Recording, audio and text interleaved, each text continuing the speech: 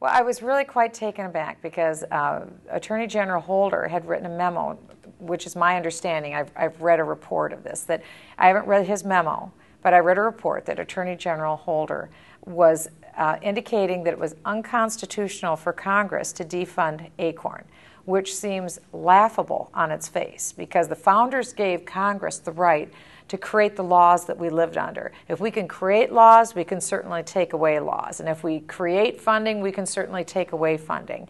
And this is really just an act of rescission.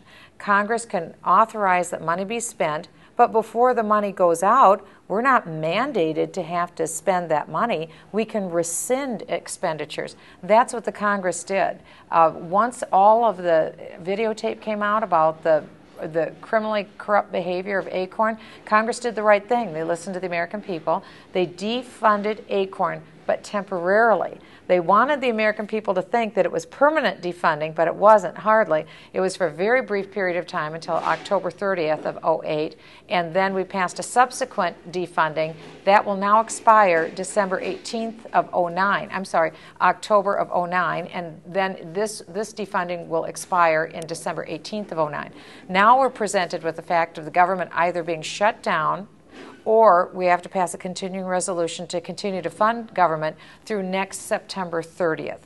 That is the appropriate venue for us to defund ACORN. We should be permanently defunding, but at minimum, we should defund them through September 30th. And a large part of the reason it's becoming more and more clear that ACORN is essentially acting as the electioneering arm of the Democrat Party. No federal funds should be given to an organization that can be commingled and spent to elect members of one political party. That's wrong, that's contrary to the spirit and to the letter of our law, and we simply shouldn't allow that to be done. Well, we need to keep the attention up. One thing I'm very concerned about, Barney Frank has a bill that for all practical purposes, could allow the American people to look at the end of capitalism. He wants government essentially to take over, own, and control the financial services industry. Not own in terms of owning the title, but have the ability to control the financial services industry. Part of that bill would create an oversight board over the financial services industry. Now, step back a minute and think of this. ACORN, criminally corrupt organization that was recently caught on videotape counseling a pimp and a prostitute who wanted to bring underage illegal aliens into the United States, counseling them on how they could purchase a house of prostitution to further prostitution of underage illegal aliens. This is about as bad as it gets. And so now Barney Frank wants to create a seat on the oversight board of our financial services industry in America and give ACORN a seat. This is beyond outrage, and this shows how out of touch not only Chairman Frank is, but how out of touch this Congress is. And for any member of this Congress to vote for Chairman Frank's financial services bill, knowing that ACORN will have a seat at the board of directors overseeing all of financial services, it's be serious time.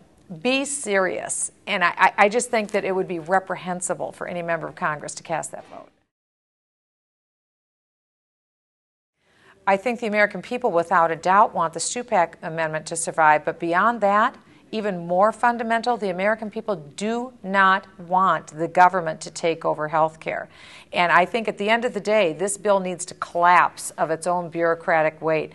By the president's own figures, if this bill passes, it will mean 5.5 million more jobs lost in the United States. That is the number one concern on Americans' minds right now. What is government doing to create jobs? This bill will mean 5.5 million jobs lost, and it will mean the largest bureaucracy that the world has ever seen. The United Kingdom's healthcare services, socialized medicine, is the world's third largest employer. If the United States puts this brand new bureaucracy into place, it'll be the #1 employer. What President Obama and the Democrats in Congress are after are more government jobs, more government bureaucracy, but that means killing more jobs in the private sector. We're going backwards, not forwards. That's not what the American people want. The American people are more pro-life at any time in American history. They don't trust this president. They don't trust this Congress to do the right thing by the unborn and the vulnerable or the elderly. Because again, we're looking at $500 billion in cuts in Medicare. So the American people don't trust this president or this Congress, and they want nothing to do with this health care bill. Well, I think we're seeing corruption at almost every level. We're seeing corruption, whether it's at the White House, whether it's in the House, whether it's within the Senate, whether it's various Democrat members of Congress. Speaker Pelosi, as you remember, when she took the gavel in January 2007, said she was going to drain the swamp in the culture of corruption. Instead, she has been the lead of a congressional body that has seen more corruption than anyone can begin to fathom. One of her members was caught red-handed with $90,000 in his freezer. Another member who is the head of the tax committee has a very difficult time remembering what his income is and fails to report half of it on his yearly income tax returns. These are just several examples, as well as not only just the individual that you mentioned with Secretary of State Clinton, but also there's other members in the administration that also have questionable connections, and the corruption is rife in Washington, D.C. The people are demanding a cleanup and its change, and I think that's what we'll see in 2007. I think we'll see a dramatic change, and I think the Democrats will be just shocked at the fall that they'll take in 2010.